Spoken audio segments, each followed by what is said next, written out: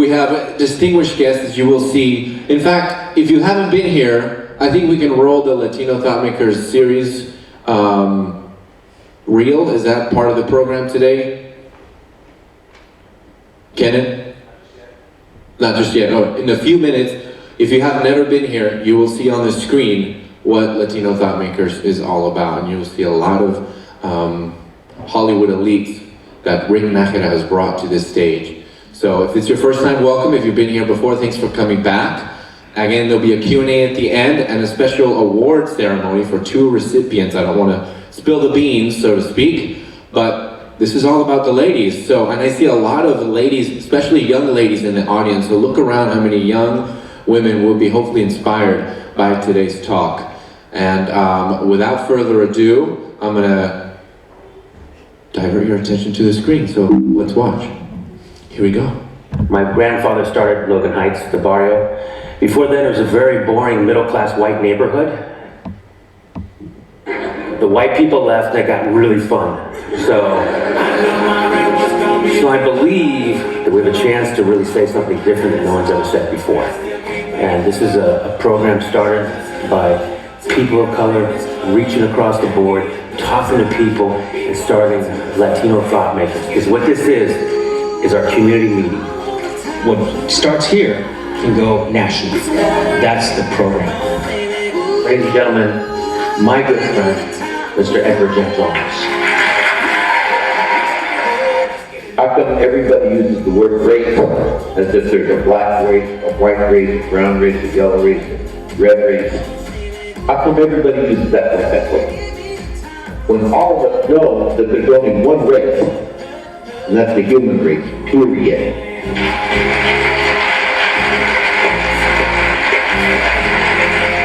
Mr. Isai Morales.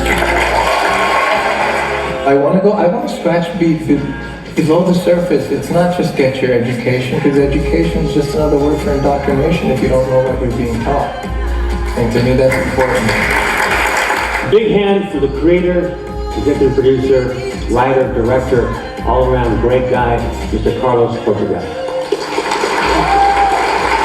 The biggest entrepreneurs, when you look at it, we are entrepreneurs. Yeah. Because a lot of us don't like working for the man. And we like to create our own jobs, and we like to create our own things. And Latinos, we have that, we're so smart and so good at creating that. And I think that goes for everybody here. I think what you're saying is continually educate yourself. Always. And a big thing for Latinos, if there isn't a job for you, create one. What we do every time for the thought makers is we talk to the cast and we take questions from the audience. I think it's the most effective way to really tackle such heavy-duty subjects as diversity and racism and things like that, to put it in a comic way. And this USC study that came out found out that over 100 top-grossing films, less than 5% had Latinos in them. It was that 60% of Americans think that most Latinos are involved in drugs. 60%. So that means, where'd they get that? They watch TV and they see us on the bridge, they see us in these other shows, and they start to imagine that's who we are. And so that's what has to change. We're Latino. We speak Spanish, which is a romance language. It is very romantic. German and English is a scientific language, which means we'll get laid, but we'll never launch a rocket ship. So just... There was a lot of stuff that we said that was very biting, but that's what humor is. It has to be that way. You can't, even the Mecha guys, I mean, to tell you the truth is that there are a lot of kind of older machistas who are like, "What, how dare you say that?" It's like, if we can't make fun of ourselves, then who are we as a people? What's good about it is the Latino Thought Makers is important for 2 reasons. One, it's about Latinos. And 2, they need to understand, and everyone needs to understand, that we are the ones that are really defining the future for America. And that future is inclusive, it's great, and it's going to be educating.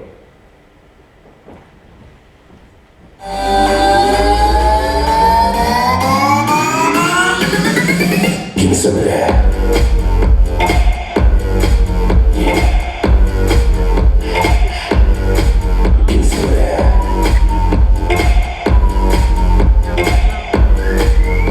What I love is the education here. What this does is, this is your place. This is your town square.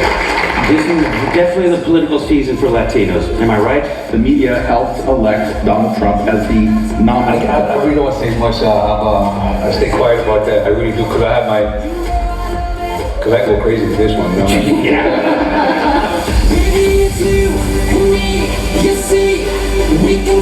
If Latinos are the fastest growing minority in the U.S., when will we stop seeing our issues as Latino issues and simply see them as issues? If it's an issue that impacts Latinos, it's an issue that impacts everybody. Yeah. Every time I watch the show, I'm like, oh my God, what did he say? In a family, you can get together and you might have, 3 tias and 4 opinions. Yeah. And there's going to be a lot of difference of opinion, right? And it gets ugly, bro. It gets ugly? Yeah, especially if they're drinking or something, you forget about it. It gets ugly, it gets personal. Right. You know my intentions.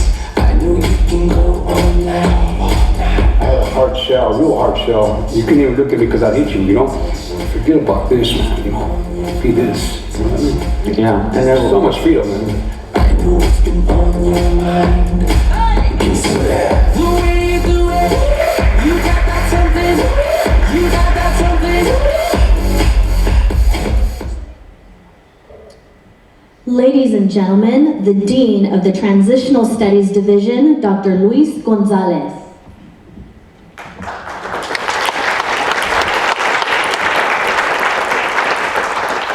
Well, good evening, everyone, and welcome to beautiful Oxnard College.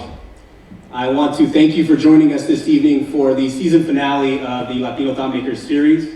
Before we get started, I want to take a moment to thank a couple of people. I wanted to thank Dr. Azari, our college president, our board of trustees, our chancellor, Dr. Bernard Luskin, and our vice president of student services, Dr. Oscar Cobian. I wanted to thank them for their continued support of this important program for our community and for our college. And with that said, I wanted to introduce to you our host, Rick Najera. Thank you. Round of applause for Dr. Gonzalez. Just the fact that he has a doctorate is so amazing to me. I'm in awe of the education you're about to see tonight. This is Women Who Rule. This is our Latino Thought Makers. This is our town hall. And I really want to do this because, first of all, speaking as a father, I have 2 daughters. So once you have daughters, you become a feminist. So I really have seen how women in my own life have really impacted my life. My grandmother was a union organizer. My family, I come from a long line of very strong women who rule. And to me, that's perfectly fine. I wanted to celebrate women and what we're doing and showing what education does and showing the stories of Latinos you don't always see. Because yes, we have Edward James Olmos, we had a lot of famous people up here, we always do. But really, it's sometimes the people that may not be as well known that we get a chance to look at, that come from our own community. Even in my own life, I grew up in La Mesa, California, a little town, and I had a neighbor who lived down the street who lived in a chicken ranch. And I considered him very Mexican, much more Mexican than I was, because I went to his house and I saw a chicken walk through the front room. Now that's really Mexican. So I told my mom I was going to play with the Mexican kids down the street. She said, "You are Mexican, stay home and play with yourself. Just stay." So I remember that, and there was another family that lived in the street. They were Mexican, they were not quite Mexican like we were Mexican, they were a different kind of Mexican. There were no chickens at all involved with them at all. Well, that family lived in the streets, Ellen Ochoa, the first Mexican-American astronaut, and the other family lived down the street who had the chicken walk through the front room was Juan Vargas, who's now a congressman in Congress. So an astronaut, a congressman, and me, all coming from a small town. And those are the stories you don't always see. And that's what we're going to see tonight. So I'm going to bring our first guest tonight is Pilar Marrero. One thing about Pilar, I traveled with her to Israel. We were invited by the Israeli government. We went to Israel. We looked at as journalists. Pilar has been amazing. She works for La Opinión and for Anglo's LA Opinion. She works for that newspaper. And what's great about it is I just saw the May Day march that just came out. The LA Times said one thing. La Opinión said unity, immigrants, very positive. LA Times, the police kept order. Not saying why they're out there marching, what it means to them, what does it mean to the Latino community when we have a president in office that's saying the things they're saying, what does it mean with the ICE raids and all those thousand things. But the LA police kept order. That's the wrong narrative. That's why we bring people like Pilar here. Pilar wrote a book for Paul Rev Macmillan, published the first book called Killing the American Dream. She's an expert on immigration. She's one of the best reporters out there. With great pleasure, Pilar Marrero, take a look at this little clip.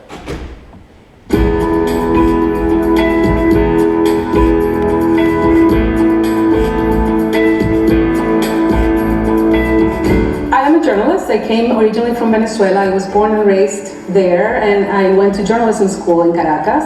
I started working in this small Spanish language newspaper. That was 1986. Now, what else was going on in 1986? The amnesty law. The Democrats and Republicans were able to come together to pass this law. Now, today this sounds like a myth. This opinion about immigration among the American public changes depending on the moment, and it also depends on who you ask. What part of the country today, most of the American public see immigration as positive, and they support immigration reform that includes a legalization program. Politics and politicians are usually out of step. This is an issue that is very easy to use politically and electorally. It's much easier to say I'm going to build a wall than to explain how you're going to create jobs. Ladies and gentlemen, Pilar Marrero.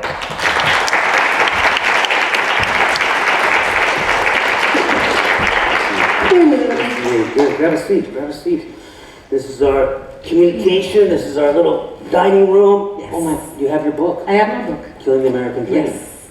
So this book came out, you were an expert on immigration. You came from Venezuela, so you actually immigrated this country. I am an immigrant. That makes me an expert on immigration. It does help. It does help to have the experience, yes. And now, how do you see, right now, I thought about it myself in terms of immigration. It's kind of what they've always kind of used against Latinos in many ways. The immigrant, there's a book called, about citizens. It was Fit to be a Citizen, was the name of the book. And it showed that the health departments in Los Angeles would actually systematically, who believe in eugenics and things like that, would actually come up with statements that Latinos were bringing typhus, they're bringing diseases, which were not true. They just found it was not true. Funny enough, I think it just precedes Mexicans. I mean, from the start of this country, there's been immigrants that come here, and the founding fathers, for example, they came here and they established a country, and then new people started coming in, and then the people that were there before start looking back and going, hey, these new people are coming, now we're going to close the door now because they're new, they're different. Benjamin Franklin said Benjamin Franklin hated Germans. Because he said that Germans were going to Germanize everything. They weren't going to learn the English language. They're going to, exactly the same things that they say today about Latinos. They used to say about Germans, and other waves of immigrants came. And then the Irish and the Italian came, and they were Catholic, and that was a disaster because the Pope was going to take over the country. All these things are in the books. I mean, you can go to the history books and read all this stuff. Why do you think we're so ignorant to the history? Why is that? I mean, because right now we have a president who said that if Andrew Jackson had lived, he would stop the Civil War. I don't know if you guys read that. The truth is, Andrew Jackson was a slave owner. He would have been on the side of the South. We have a president who doesn't know much about history. He just makes it up as he goes. He's kind of an improv. He's a kind of improv guy. Yeah, it's not very funny, but yeah. I don't know why. I mean, I constantly have discussions on social media with people who, they are very angry about immigrants, right? So there seems to be some people who are sitting there just in the computer, just waiting for someone to say something nasty about immigrants and Latinos and everything else.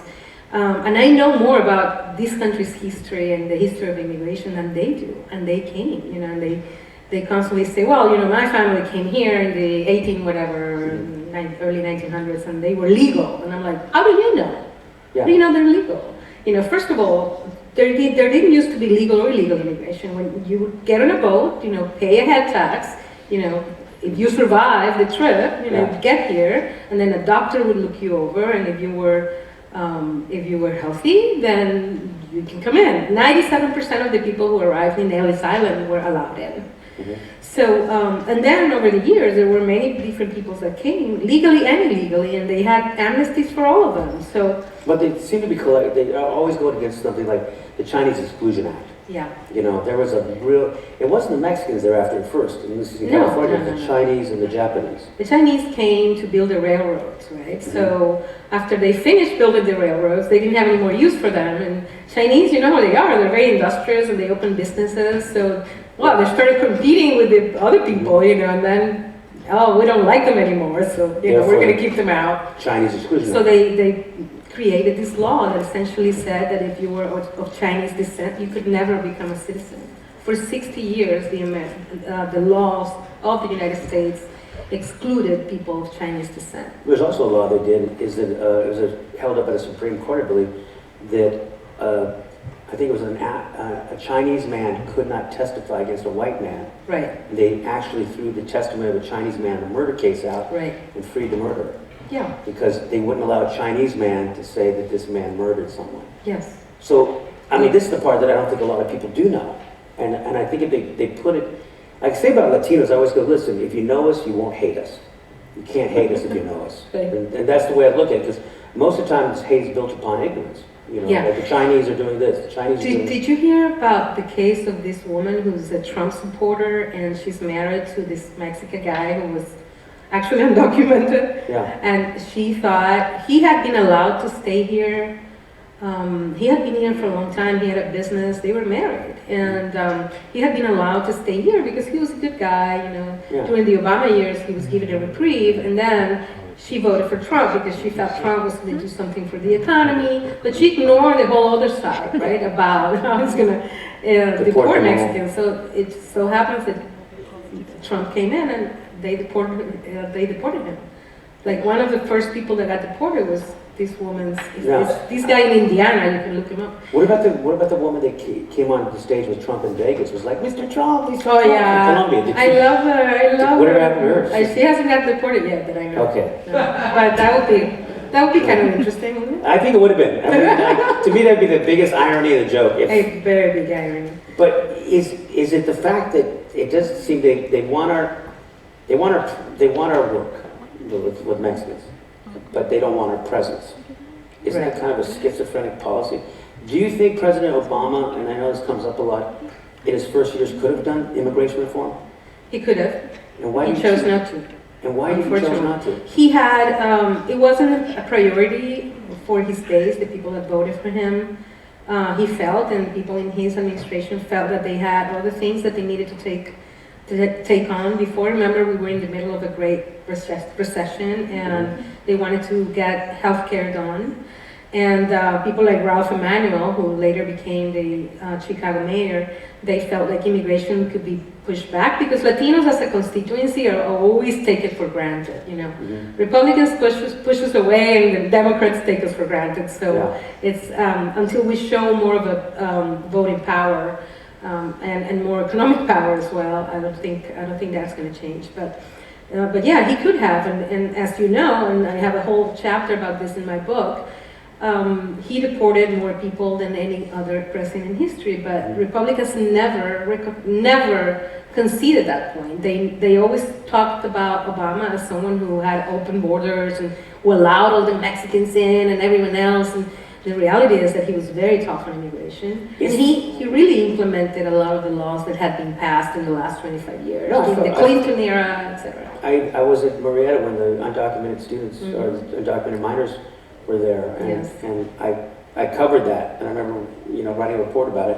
What was tragic to me was I remember being in a situation where I was being mobbed by both sides, and there I was. They didn't know what I was doing because I don't look exactly Mexican, classically Mexican to some people, even though I'm 100% Mexican. I'm güero. I know if there's any Anglo, güero just means tall, good-looking Mexican male. It's just a frame, so I'm güero. And they didn't know. So there, I'm in the middle of this almost a riot, and there's people on the one side, the right-wing people on the left wing, and there's a man, he has a flag, like that flag wrapped together, and it looks like a spear. and he's just yelling, and the other guy's yelling at each other, and they turn to me, they go, what side are you on? And I said, the children. And I kind of stopped him for a second. I started talking to him. I said, this man is telling you to unfurl your flag. And the guy said, why? He goes, it's disrespectful to have the flag furled up. He goes, I'm sorry, I'm a veteran. I was taking it back to my car. Right. And the guy across the wind said, oh, I'm a veteran as well. So two veterans on both sides of the border situation are talking, and for once they started listening to each other. And I guess that's my hope, that people will look and get away from the both sides and look for a solution. Well, the reality is that the extremes are a minority. Yeah. You ask the majority of the American public, and Gallup and many other pollsters have done this poll forever. People in the United States are for immigration. They are for legalizing immigrants. They're not for mass deportations, but the way the system works is that the minorities in this country really rule the politics. I mean, and the way the Congress is, for example, because Congress is ruled by small districts, by people in small districts, people in the center of the country who are more conservative, who are whiter, etc., who really don't know or don't have immigrants around them, those are the most anti-immigrant, the ones that don't have immigrants around them. Yeah. And the politicians know very well how to manipulate them, right? And you know, Donald Trump is one example, but he's not the only one. This has been done through the history of the United States. Well, How do you get power on the backs of someone? And this someone in this case is immigrants. Do you think, this is what I always looked at, you know the golden cage theory with immigrants coming to this country. We come to the country, many people that are undocumented, and they can't return to Mexico because it's so difficult to get here, and the fear is there. I feel it would be much more natural, because growing up here in California, I'm a second generation, my son's a third, we had waves of undocumented people that come in, work, and then go back to Mexico, work and go back to Mexico. Mexico's our third largest trading partner, bigger than France and Germany combined. And here we have this great trading partner next door. People are working here, making money, going back to Mexico and actually buying American products. So I see it as a system that works. If we're the sixth largest economy in the world, and we have 2 million undocumented people living within California, how is that hurting us? Using that logic, what would you say? There's lots of research that show that it, in general, it doesn't hurt us, it helps us as a country economically. I mean, I think if we actually looked at what's good for the country economically and socially, it would be easy to make a decision.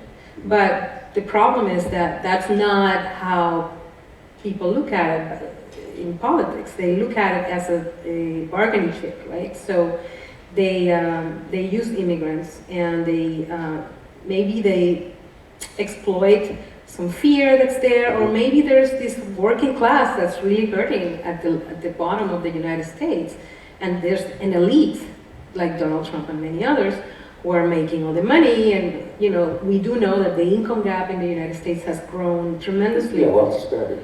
Wealth disparity. So we're becoming a third world country. I mean, this is how Latin America. This is how many countries in Latin America started going down the road, you know.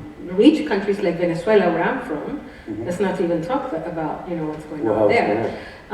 Very rich countries. We have, I think, one of the largest reserves of oil in the world.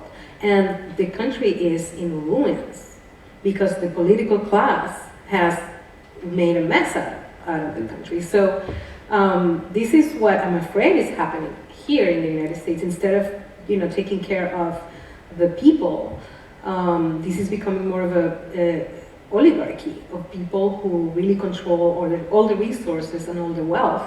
And there's people at the bottom who will never be able to move beyond that bottom. And that's why they start hating immigrants and everything else, because people fight over the crumbs. Well, it's also this, in the South, I mean, the guys who were fighting in the Civil War, I'm sure almost none of them owned slaves. Right. Slaves are owned by...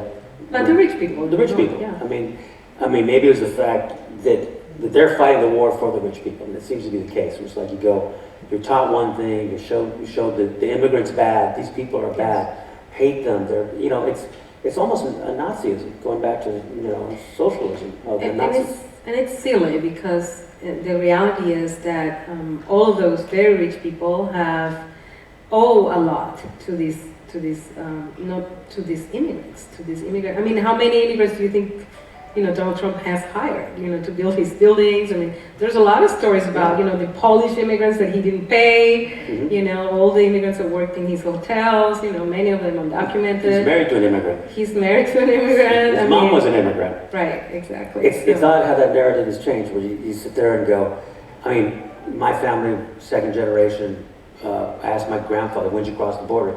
He said, when I crossed the border, there wasn't a border. And it's true. Yeah. He crossed from Chihuahua to New Mexico. There wasn't even a state at the time, it was a territory. Yeah. So I think we have that small mentality about who we are. And I think shows like this and what us are talking about reminds people that, we didn't just name all the cities and put a few missions here and disappear. We've always been a part of this. Yes. Now, you wrote a book, yes. Killing the American Dream. Killing the American Dream. I know we haven't practiced this or rehearsed it or said anything about it, but do you mind if you just read a little of it? Sure. Would you guys like to hear this book? So, he asked me before, are you going to read something funny? I'm like, it's about immigration. It's not funny. Sorry. My job is to make it funny. But I know. You try, Rick. You try. You're very good at it. But this is a chapter called Is the American Dream Dead? This book is the product of my 25 years as a journalist covering this issue, and I really go back to some of this history that I was telling Rick about. But also I talk about how the whole issue has devolved in the last 20, 25 years, and what the future holds. So I'm going to read just a few paragraphs. Overall, the far greater part of the political discussion on immigration focuses on this last point, illegal or undocumented immigration. A number of politicians have reinforced the fears of certain sectors of the public who believe illegal immigration is corrosive and its perpetrators among the nation's very worst criminals. The careful distinction drawn between legal and illegal immigration is the new twist on an ongoing political discourse that was essentially identical before illegal immigrants even existed. Some immigrants are good, some are bad. Generally, the good ones are the ones that are already here, who came before. The bad are the people just arriving now or who will arrive in the future.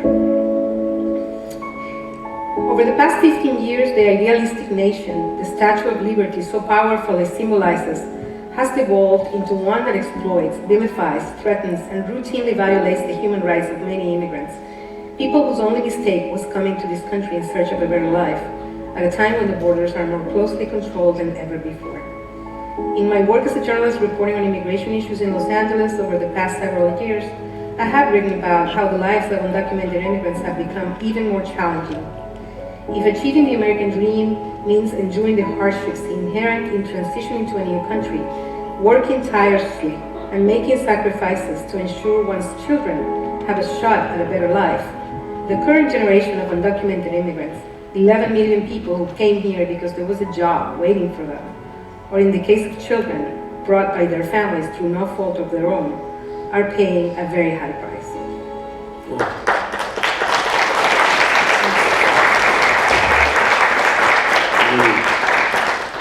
Those are beautiful words. I guess the part that makes me so proud to be an American is the America I know, the America I believe in, the America I hope for. And when I see how we treat the immigrants in this country it's how we treat the people that can't have a voice for themselves. Right. Is the mark of a compassionate country. And I think America needs to be kind again. And that's the lesson, I think, what you're saying in your book. Indeed. And we are. We just need to get rid of these politicians who twist it all and who really exploit the fears of a minority, because it is a minority. Mm-hmm. It is a minority. I travel the country and I'm around the country and I see the good stories. Yes. I do see the paranoia, all that stuff. And I hate to say it, a lot of it is brought up by the media. I mean, look at what La Opinion said. Oh my God, it was so... We talked about that. Yes, the marches, May 1st, we had 30,000 people marching downtown. We had people marching in literally every city in the country. Small, medium marches, people mobilizing, people who closed, this, hundreds of businesses were closed. And they weren't paid protesters, right? No. Okay. Maybe according to Trump. Anyway, but you know, we try to cover that with the sense of what the people that are marching have, which is a sense of, you know, saying here we are united, you know, we want people to recognize what we do for this country. Yeah. And then our front page was a picture of the march, and it said Unidos, Juntos, or United, right? Yeah. So I opened the LA Times, well, I take the LA Times, and the story on the front page was LAPD was able to control, to keep the peace or something like that. I'm thinking, why does the LA Times put this in the front? I mean, why is this news? The LAPD is the police department. It's supposed to keep the peace. Yeah. This is not the news. So they essentially made the whole, immigrant march disappear from the front page of the newspaper completely. And that's what they want to do to us. They want us to disappear. So but I don't think that's going to happen anytime soon. No, we did the movie Day Without a Mexican. Yeah. And I really see it's true. I could not, even growing up, my family employed an undocumented maid. My brother was born with a heart problem. My mother had to stay home with my brother. The maid helped us have my father work. Yes. And helped us, and it was necessary. And because of it, we became middle class. Millions of Americans depend on the work of the immigrant people who work in their home. And that makes it possible for the middle class and the to maintain a middle class lifestyle. To maintain that lifestyle. And people don't talk about this. Well, thank you. So, Laura, great to have you here and to celebrate your life and what you're doing. Keep doing what you're doing and tell the story from the Latino story from the inside out. All right. That's what you keep doing. Thank you so much. Thank you so much. Now, this is our next guest. This is another woman who rules. Growing up, our next guest wasn't quite sure what she wanted to do. She became an actual intern. She started working as an intern at 17 to pursue a career in media. Being an intern really helps you get anywhere in Hollywood. Let me tell you something. The two ways you can get into Hollywood: work for free, you'll get a job, or bring in money and pay for a job. Those are about the two ways that really work. But being an intern is a great way. But now this native works as a senior producer of the Ryan Seacrest show on KISS FM. How many listen to Ryan Seacrest in the morning? I do. I listen to it a lot. She's worked with Miley Cyrus. She developed her own jewelry line. And this jewelry line, Miley Cyrus wore her piece of jewelry on her body. It was taken as a photograph, and her jewelry line blew up. Another thing about it that people don't know, this is a woman who rules, and it's a producer for KISS FM's Ryan Seacrest. She did a petition that MAC stores, now the women will know this, you all know what MAC makeup is, right? Mm-hmm. Okay, women will know this, a few of the men. Of course. Okay, so MAC makeup. She is the one who did the petition that MAC would create the Selena line of makeup. And that line came out and was a resounding success. This is Patty Rodriguez. Take a look at this clip.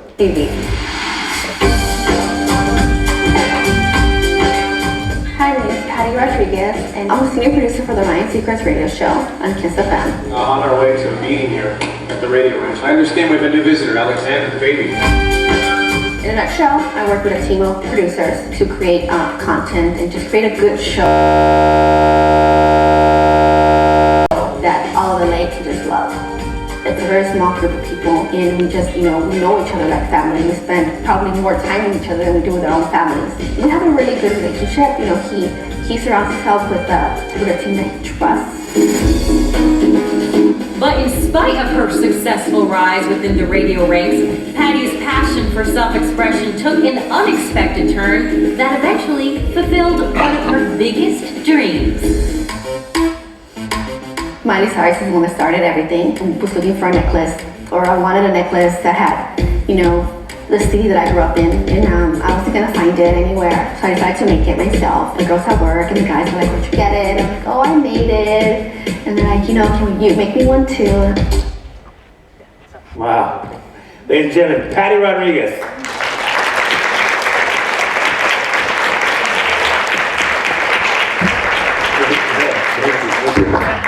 Sit down, Patty, you're definitely a woman who rules. It's amazing. A producer on Ryan Seacrest. Now, I listen to Ryan Seacrest every morning with my wife and kids. We go, when I'm dropping off the kids with her.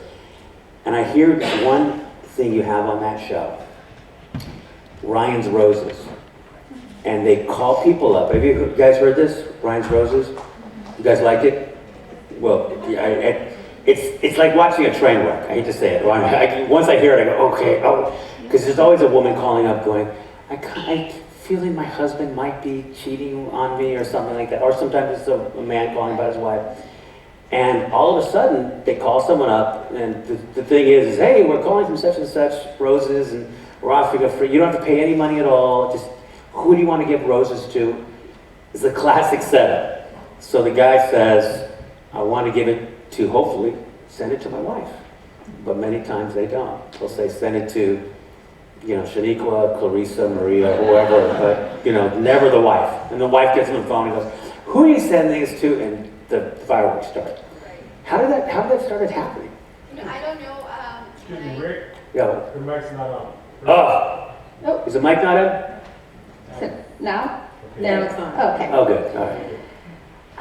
When I started working there with Ryan, that segment was already airing, so I don't really know the history of it. The history of it, but I mean, what I do know is that I feel that our listeners use our show as a way to be able to express themselves, and they see us as a friend. So I think many of these times when these women or these men are going through a situation like that, they just want someone to talk to. Yeah. And to feel their pain. I think they use it as their outlet for that, and it's very interesting to see, but it's also very painful. But I think those are real. They're real, yeah. So, but for women to share that story, and I think the listeners also see it, and they're like, you know what? They feel compassion and empathy for this woman that they've never met. I'm hoping I get the phone call, because I'll be like, oh, Susie Najera, of course. I adore Susie. She's the most wonderful woman in the world. I'll keep calling on. Right. It's like, you're definitely gonna have a great time tonight. Right. But how many people have heard Ryan's Roses? But you still catch people that have never heard the show. We still do. We still get a lot of men that don't know about the segment, don't know about the show, and they like to come on the show. Is there one where you just know this is what was the worst one you heard? You were like, I can't believe something. Because the one the other week was pretty bad. Last week we had a husband who purchased a Coach bag in Mexico for his other woman. Yeah. How did he end up in Mexico? The it's like, and he had asked the wife, I have this other woman in my life. I want you to accept that. Wow. Because he said he had needs. Yeah, because he said he had needs. Yeah, I'm sure the wife says I have needs too. But nothing surprises us anymore. I think we're at the point where we've heard it all. Yeah, so it doesn't surprise you. It doesn't surprise me, no. Do you ever hope that has there been a really good story that came out? Yeah, there's many ones. A few years ago there was one where the wife thought the husband was cheating. I don't remember the name. And he wasn't coming home. Well, it turns out that he got a second job to be able to pay for their daughter's quinceañera. Yeah. That's a great story. That was a great story. So we get those. We do get those stories. I'm glad that story came out. I'm going to use that story if you call me up. I'll be I'm so busy for my daughter's quinceañera. I needed to get a second job. Yeah. Could you send some flowers to Susie? I'll do that one. Now, you've done even more. You got this makeup line where you did with the Selena MAC products. Were you surprised at how successful that was? Oh, I was really surprised because one, I didn't expect them. I never expected MAC Cosmetics to get back to me. And I'll tell you the story. This was inspired, I think, in 2014 after I saw that MAC Cosmetics had released a collection honoring Marilyn Monroe. And I'm thinking, well, Marilyn Monroe is a great woman. She's, an American icon. But I think in this time now, our icons have changed. Yeah.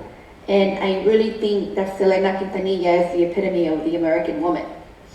And I really thought, She's the American woman. yeah, she's the American woman. Yeah. And I'm thinking at that time, well, you know, Latinas are the #1 beauty consumer. We are 3 times more likely to purchase beauty products than any other group in the country. Wait, Latinas are 3 times more likely. To purchase beauty products. Which I gotta say, when I think about it, I see Latinas show up at the gym with makeup on. You know, like. That's me. Have you ever seen that? You go to the gym, there's a Latina with makeup on, and I'm like. I'm guilty. Yeah, so. Oh, it was like, I think, and we're very brand loyal, which is nothing wrong. We're very brand loyal. So, and the color purple is one of our favorite colors. I did all the research. Oh, it is? I did not know purple. that. I should add that in the petition. Yeah, color purple. I didn't know why. So I reached out to the CEO of MAC Cosmetics and I said, you should really consider creating a collection honoring Selena Quintanilla as a thank you to your consumer. And I was surprised when they did get back to me. They said, thank you so much for your idea. We'll put it in the back burner. And I was like, okay, I moved on. But I don't know why a few years later, like the idea was still itching inside me. And I tried to create a hashtag on Twitter to try to make it go viral. Yeah. Didn't work. So then a few months later, I see a Photoshop image of a Selena signature on a MAC lipstick online. And I'm thinking, oh my God, MAC is already creating the collection. So I Google more information. I didn't find anything. It turns out that the Photoshop image was created by someone else with the same idea that MAC should create this. Yeah. And that's when I said, you know what?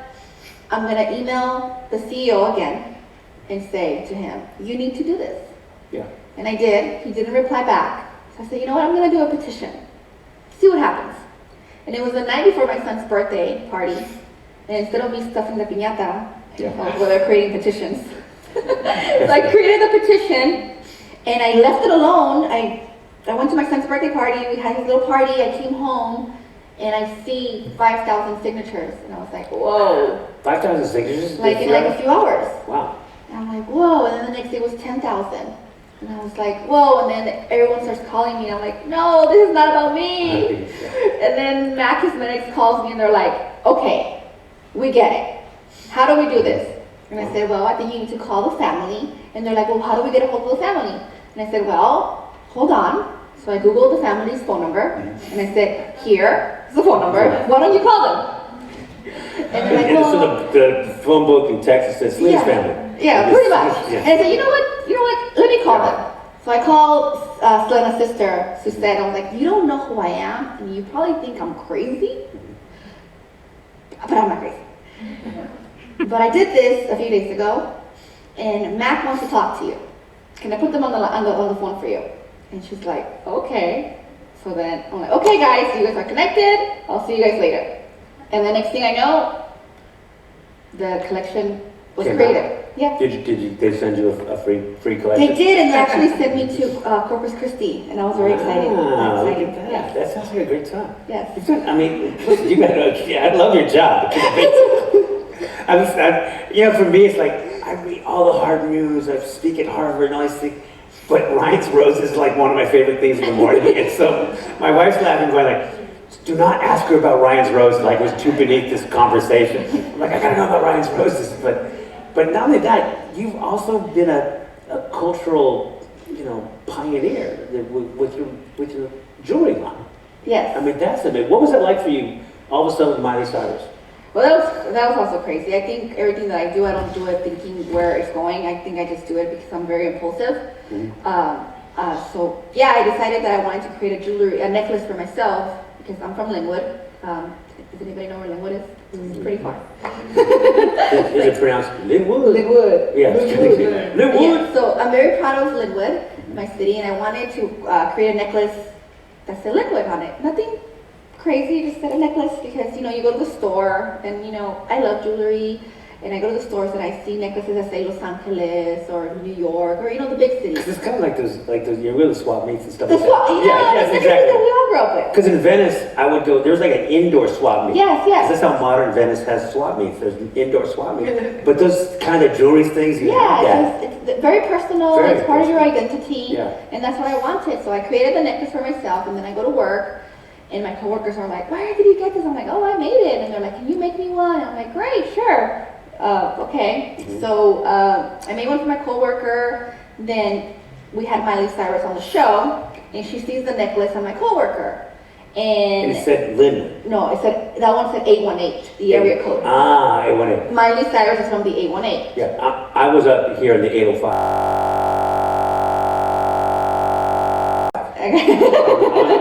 I was in the Rico Mambo show, so I get a call from the 805, like, hey, it's the 805. I should make you a necklace. Yeah, I gotta do that, because Rico Mambo is like, yeah, we represent the 805, so. Yes. I live in the 818, so. Okay, I'll make you two. 818, 805. So she saw it on him. She's like, where did you get it? He froze because he was like starstruck. And I think he took it off and put it on her. And like a few weeks later, she's on the cover of Rolling Stone magazine wearing it. And I'm like, whoa, this is crazy. You just got. This is like really crazy. Like So- this doesn't happen to girls from Linwood. So now, it's in the cover of Rolling Stone Cover of magazine. Rolling Stone magazine. And it says, did you have the 818 or It was what? the 818. I was 818. that was like my necklace. Yeah. So it was crazy. I had like an imposter syndrome moment. Like this doesn't happen to Mexican girls. No. You know, like Miley Cyrus. Yeah. We didn't see Miley Cyrus coming. no, You know, it 'cause was crazy. So then that's what started everything. Like you know what? I should start a website and put them up and see what happens. And how quick was it? It was pretty fast. Then I have Rihanna calling me. Well, not Rihanna personally, but Rihanna's people calling me, asking for the necklaces. And then just last week, Katy Perry was wearing an 805 necklace. 805. Yes. She's wearing 805. She was wearing one last week. Katy Perry's representing Yeah. Oxnard. All right, so just to let you know. Yeah, Demi Lovato. Yeah, it's crazy. Well, Malibu would be 310. Malibu, I don't know. I think Malibu's 310. It might be 310. I'm trying to figure out the difference. We're 310 in Linwood. Yeah, well, I think Glenda's 818 too, so you know, Yeah. I don't know if A we're little gonna, bit of both worlds. Yeah, a little bit of both. Yeah, it's good. Yeah, and that's how it started. And Because I mean, you're Latino, so you're entrepreneurial. I think our people are very entrepreneurial. we are. We are, because like, I just think we don't know it. no, we just think it's working. Yeah, that's what we think. We just think it's just we're surviving. We're That's what we do. Yeah. You know, it's like my dad had 3 jobs. Someone saw me and I write, direct, do everything, and someone goes, "Why do you do that?" I go, "I'm Mexican. I can't be without a job." Right. So it's like you got to know how to do everything. And like, you know, I got guys doing construction in my backyard right now. But I remember just going to Home Depot and you ask someone, "Does someone know to tile?" Yeah, you know, the carpet. There's nothing they don't know how to do. If they don't know how to do it, they'll learn how to do it. While doing it. While doing Yes. it, they'll figure it out. That's exactly how it is. I went to my place today, there's a Guatemalan guy doing tile work that was so amazing. And I'm like, "You ever done this work?" "No." But he's figuring it out. I've seen him like make this thing. I'm like, it was beautiful. Yes. That's the stuff. And in my backyard, I said, we have Trump's nightmare in my backyard right now because of all these people working. But they're singing, they're bringing great food, they're working, they're laughing, they're art. I mean, it's life. I love that. And I think we in America try to sterilize it all. You know, Right. we want this 1950s America to exist that never existed. You know, it's never part of it, you know, and we're living in this fantasy world. But your entrepreneurship, you've done this, so this is your business, this Joy Line. Yes. And not to mention, and it keeps growing, right? It's growing, and then I also started my own children's publishing company. I know, I was going to bring that up. Children's publishing. Now, I think I tried to apply to your company. I think I sent an email. You did? Yeah, I did. I had a book, a Oh my children's book, and God! I applied to the company. I'm gonna have to search your name. I didn't get that email. I did. I never got. I didn't hear anything back. But Sorry?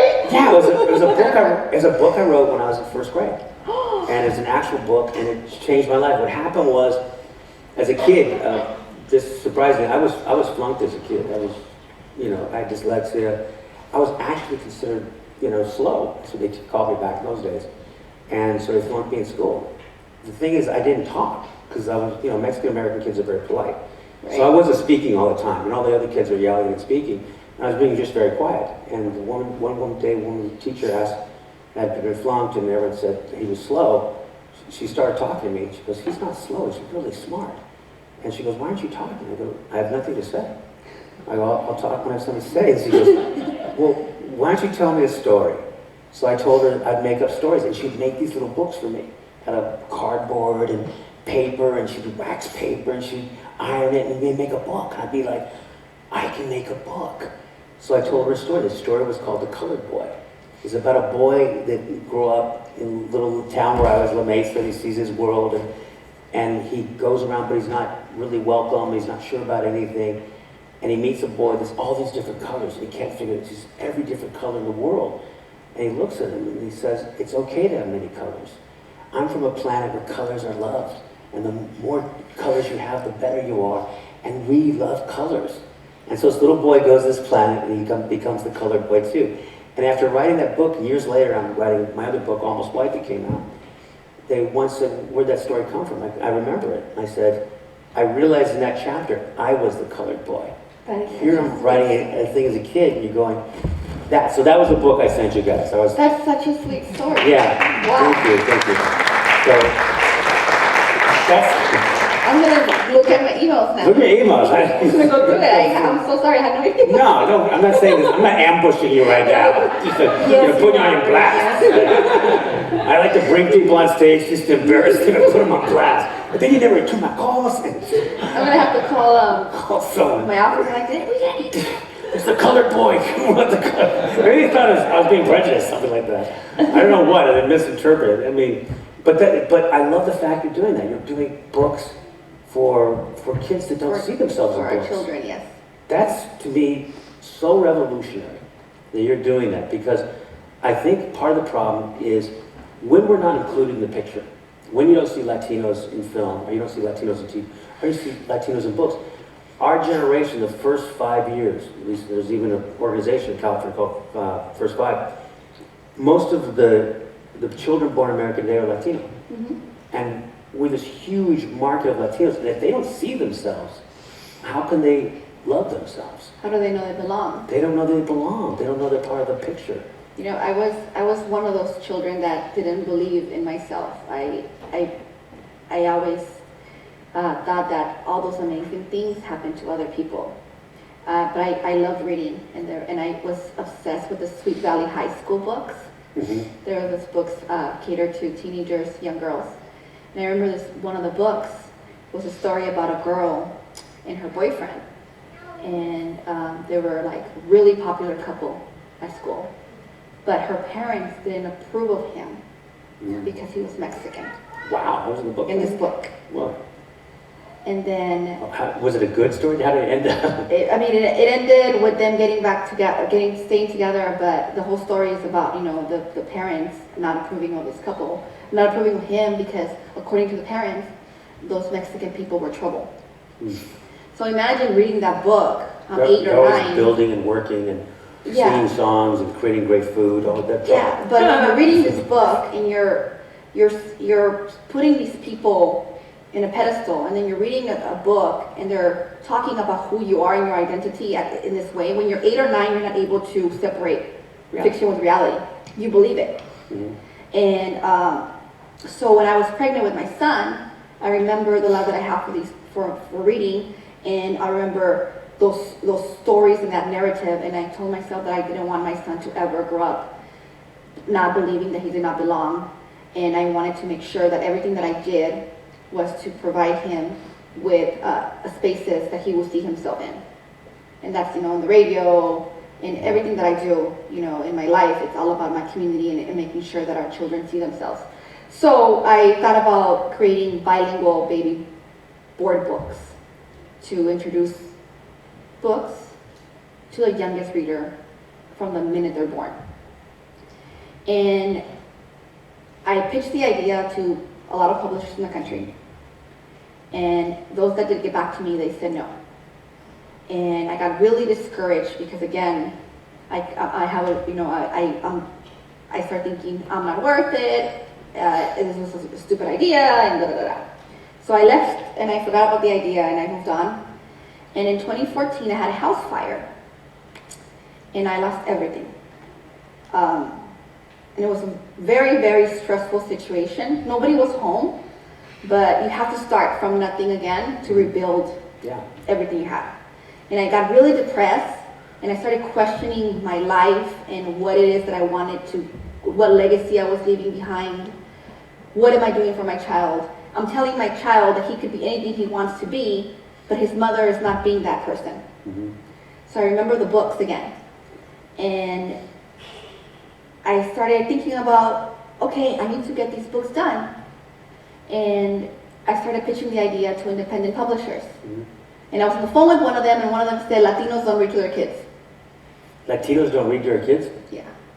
Oh, it's so not true. I mean, it's funny. I tell my kids stories, but they're horrible bedtime stories. I admit it. I tell them stories that are so inappropriate. So I have one about Silky, a horse that has a drinking and cigarette problem, and therefore the little horse can never save these children, and so he has to go to rehab, and he's given fresh grass and things like that, and he gets well and he can save these kids.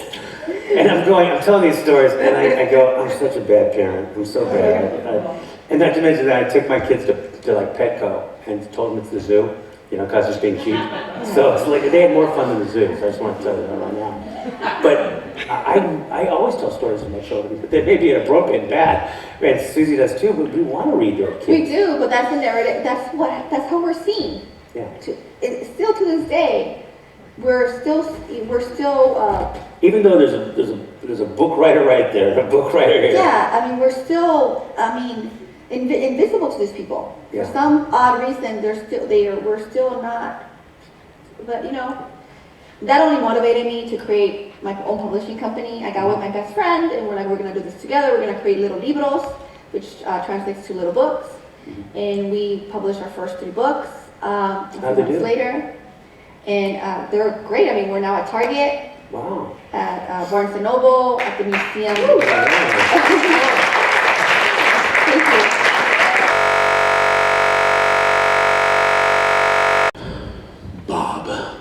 Bob? Bob is. Oh yeah? Yeah. Could you tell other people who Bob is? He was one of the co-stars for La Bamba, if you know who I'm talking about. Okay, so there's a lot of mystery around what you're talking about. Do you guys know what he's talking about? Okay, that's exactly right.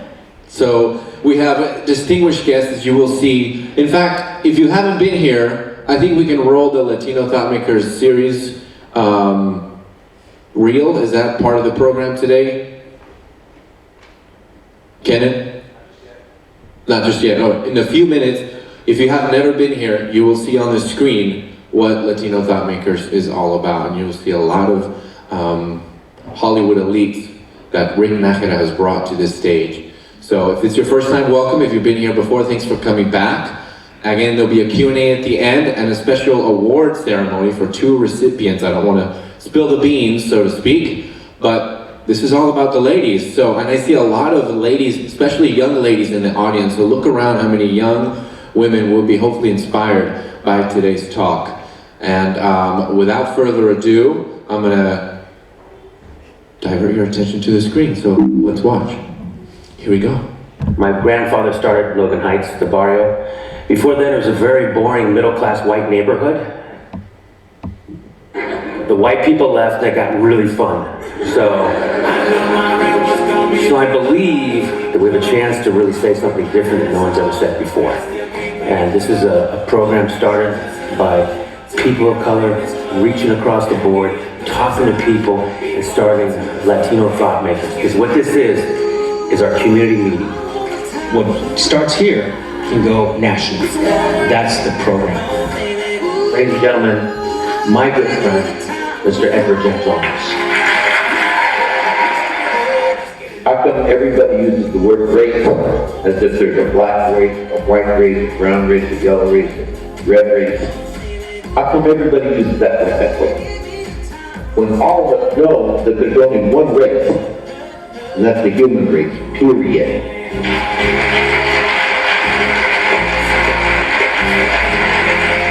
Mr. Isai Morales. I want to scratch below the surface. It's not just get your education, because education is just another word for indoctrination if you don't know what you're being taught. And to me, that's important. Big hand for the creator, executive producer, writer, director, all-around great guy, Mr. Carlos Portugal. Good biggest entrepreneurs. When you look at it, we are entrepreneurs. Yeah. Because a lot of us don't like working for the man. And we like to create our own jobs, and we like to create our own things. And Latinos, we have that, we're so smart and so good at creating that. And I think that goes for everybody here. I think what you're saying is continually educate yourself. Always. And a big thing for Latinos, if there isn't a job for you, create one. What we do every time for the thought makers is we talk to the cast and we take questions from the audience. I think it's the most effective way to really tackle such heavy-duty subjects as diversity and racism and things like that, to put it in a comic way. And this USC study that came out found out that over 100 top grossing films, less than 5% had Latinos in them. It was that 60% of Americans think that most Latinos are involved in drugs. 60%. So that means, where'd they get that? They watch TV and they see us on the bridge, they see us in these other shows, and they start to imagine that's who we are. And so that's what has to change. We're Latino. We speak Spanish, which is a Romance language. It is very romantic. German and English is a scientific language, which means we'll get laid, but we'll never launch a rocket ship. So There was a lot of stuff that we said that was very biting, but that's what humor is. It has to be that way. You can't, even the Mecha guys, I mean, to tell you the truth is that there are a lot of kind of older machistas who are like, "What, how dare you say that?" It's like, if we can't make fun of ourselves, then who are we as a people? what's good about it is the Latino Thought Makers is important for two reasons. One, it's about Latinos. And two, they need to understand, and everyone needs to understand, that we are the ones that are really defining the future for America. And that future is inclusive, it's great, and it's going to be educating.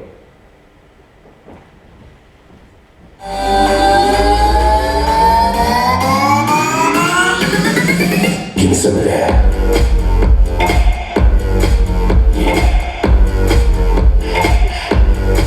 Give me some of that.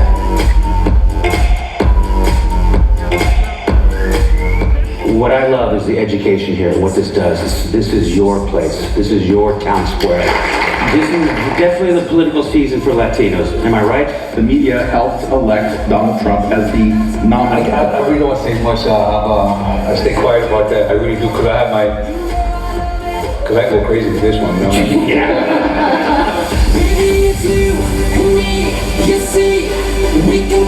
If Latinos are the fastest growing minority in the U.S., when will we stop seeing our issues as Latino issues and simply see them as issues? If it's an issue that impacts Latinos, it's an issue that impacts everybody. Yeah.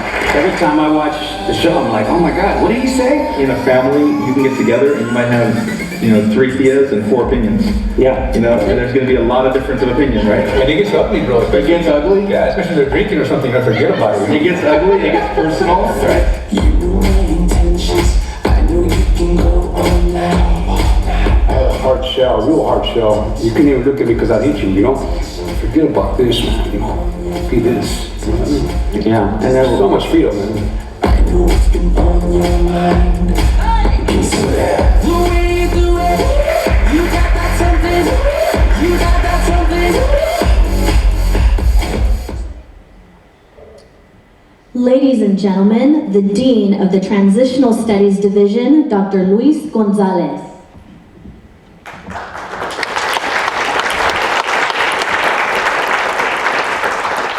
Well, good evening, everyone, and welcome to beautiful Oxnard College.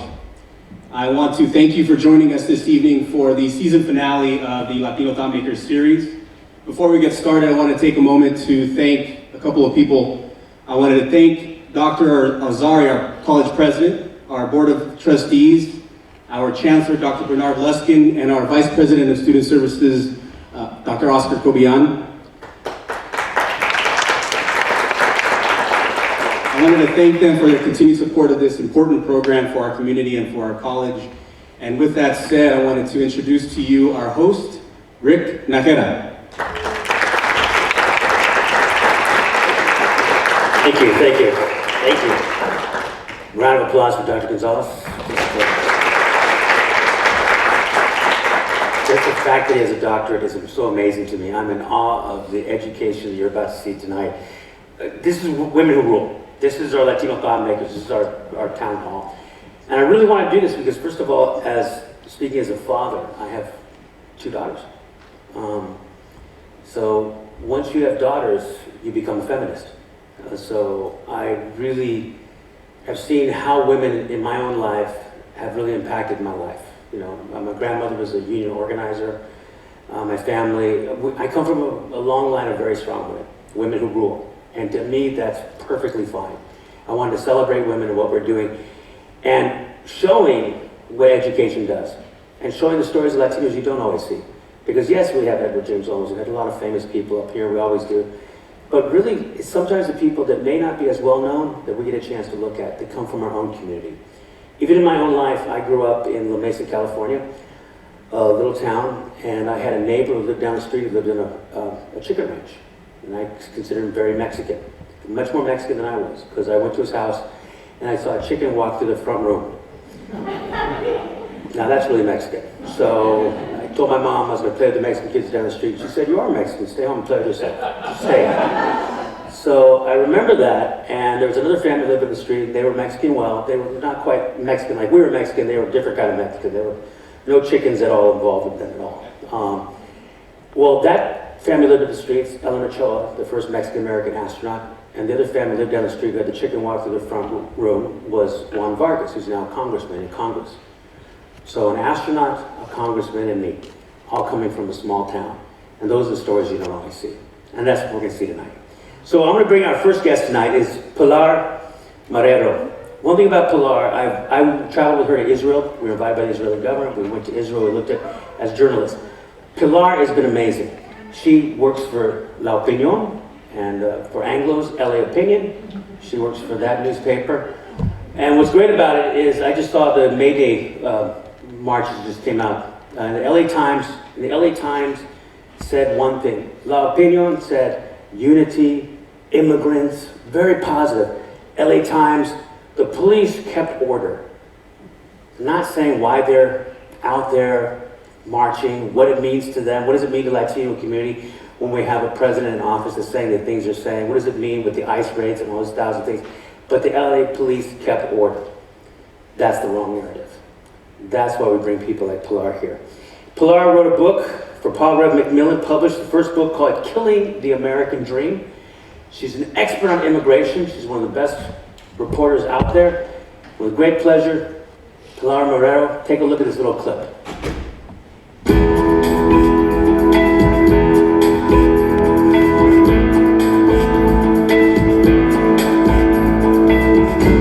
Journalist. I came originally from Venezuela. I was born and raised there, and I went to journalism school in Caracas.